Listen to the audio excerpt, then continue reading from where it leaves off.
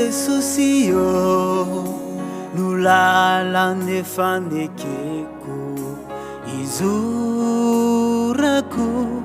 eo amin'ny andro piainako arovy mafiao iazo nahatrany ilay finona napetrakao ato anatiko ianao Jesosio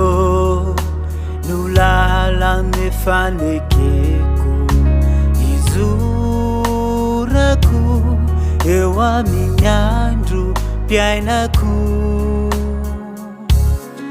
arovy mafiao iazo nahatrany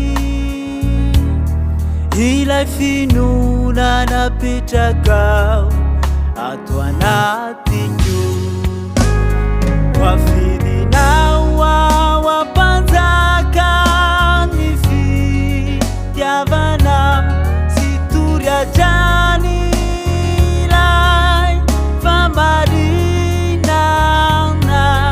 na mafianza ny fitsapany sy fisedrana evolonao tsy andao ny lalana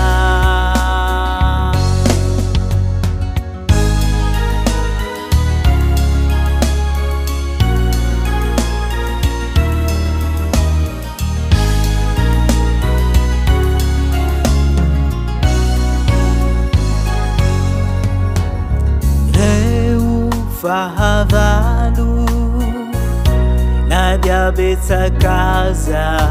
tsy ahoko izany satria anao no ampingako ny fitiavanao no andreseko ireny ampioreno mafiao tsy vadika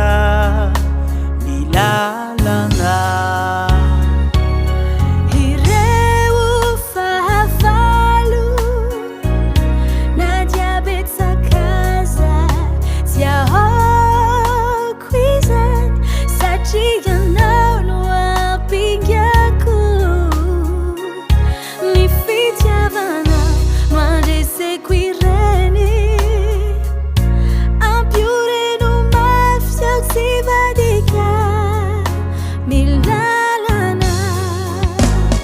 wafidinao ao ampanjaka